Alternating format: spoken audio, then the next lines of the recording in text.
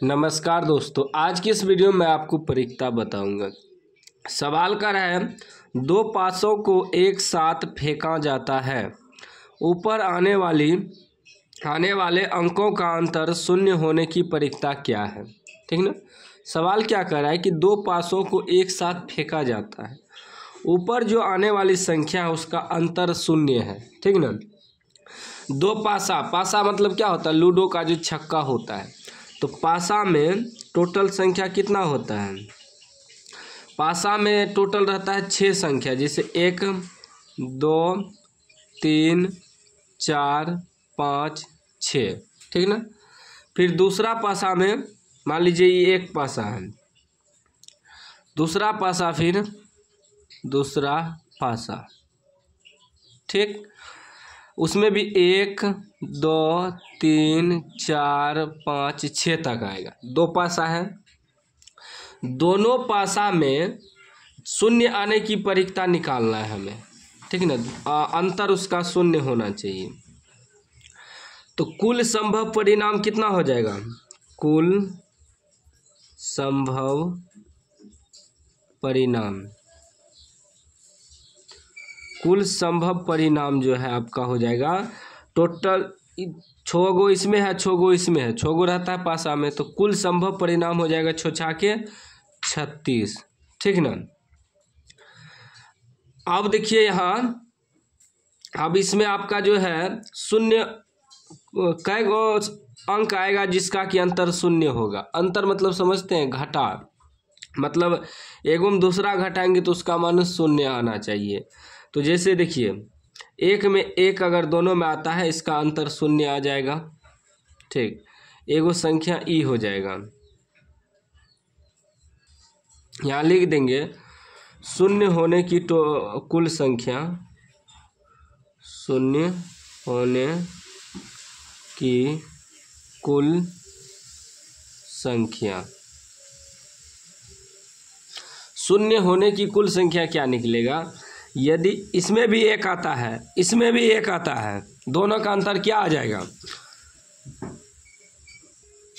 दोनों का अंतर क्या आ जाएगा। यदि एगो पासा ई फेंकते हैं, एगो पासा ई फेंकते हैं, दोनों को जब फेंकते हैं तो इसमें भी एक आया, इसमें भी एक आया, तो दोनों में यदि एक आता है तो उसका अंतर शून्य हो जाएगा, क्योंकि उसको जब घटाएंगे तो उसका 0 हो जाएगा, एक में एक घटेगा। तो एगो संख्या ई हो गया। ठीक। 1,1। उसके बाद देखिए, उसके बाद आपका फिर 1 और 2 लेंगे तो अंतर नहीं आएगा, छोड़ देंगे। ठीक ना। फिर 2 में से 2 घटेगा तब उसका अंतर शून्य आएगा, 2,2 एगो ई हो गया। उसके बाद 3 में से फिर 3 यदि आएगा तभी जाके उसका अंतर जो है शून्य आएगा, 3,3। उसके बाद 4 और 4, दोनों में 4 4 आएगा तभी शून्य होगा। फिर दोनों में 5 5 आएगा तभी शून्य होगा, क्योंकि 5 में से अंतर मतलब होता है घटा, तो 5 में से 5 घटाएंगे तभी ना शून्य होगा।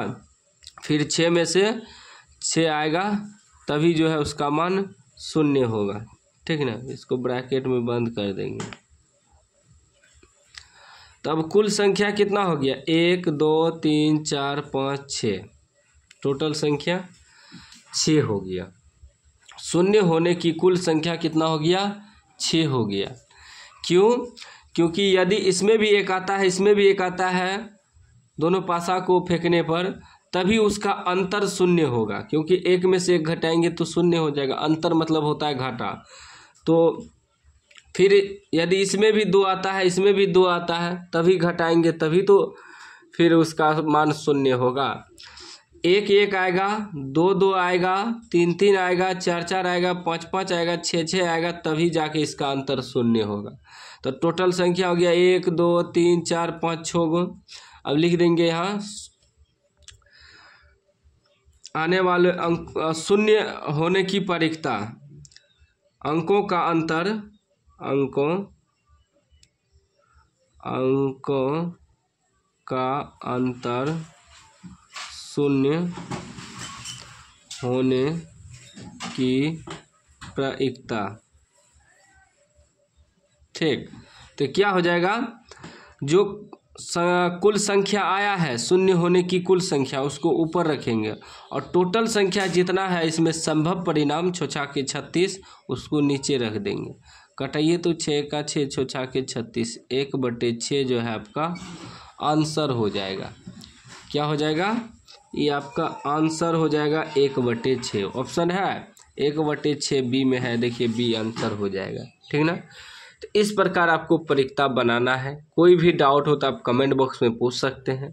अभी तक चैनल को सब्सक्राइब नहीं किया, सब्सक्राइब कर लीजिए और घंटी को दबा के ऑल कर लीजिए।